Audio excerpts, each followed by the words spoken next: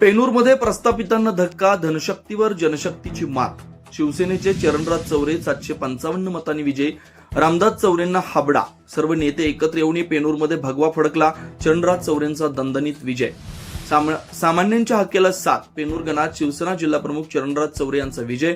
भाजप रामदास चौरे पराभूत. पेनूरचा गड चरणराज चौरेंनी राखला. प्रस्थापितांच्या एकजुटीला मतदारांनी धाब्यावर बसवलं. मोहोळ तालुक्यातील पेनूर पंचायत समिती गणाच्या निवडणुकीकडे संपूर्ण जिल्ह्याचं लक्ष लागलं होतं. या गणात चौरंगी किंवा बहुरंगी लढत होईल असं वाटत असतानाच खरी लढत ही जनशक्ती विरुद्ध धनशक्ती अशीच झाली. सर्व प्रस्थापित नेते आणि भाजपची मोठी यंत्रणा कामाला लागलेली असतानाही शिवसेनेचे चरणराज चौरे यांनी 755 मतांच्या फरकाने विजय मिळवून विरोधकांना चारी मुंड्यात चित केलं. नेत्यांची एकजूट ठरली निष्फळ. पेनूरमध्ये भाजपचे उमेदवार रामदास चौरे यांच्या प्रचारासाठी तालुक्यातील अनेक दिग्गज नेते एकत्र आले होते. मोठ्या प्रमाणावर रसद आणि यंत्रणा पुरवूनही पेनूरच्या मतदारांनी प्रस्थापितांच्या विरोधात आपला रोष व्यक्त केला. मतदारांनी कोणत्याही दबावाला बळी न पडता सामान्यांच्या प्रश्नावर लढणाऱ्या चरणराज चौरे यांना पसंती दिली. जनतेच्या हक्केला ओ देणारा विजय.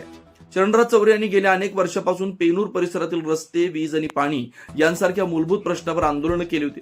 कोरोना काळ असो किंवा अतिवृष्टी, सामान्यांच्या हक्केला धावून जाणारा नेता अशी त्यांची प्रतिमा या निवडणुकीत महत्वाची ठरली.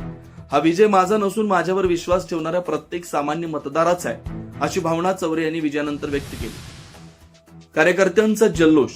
निकाल जाहीर होताच पेनूरमध्ये शिवसैनिकांनी एकच जल्लोष केला. भगवे झेंडे, गुलालाची उधळण आणि फटाक्यांच्या आवाजानं संपूर्ण परिसर दणाणून गेला होता. विजय रॅलीमध्ये कोण आला रे कोण आला, शिवसेनेचा वाघ आला, अशा घोषणांनी कार्यकर्त्यांनी विजयाचा आनंद साजरा केला.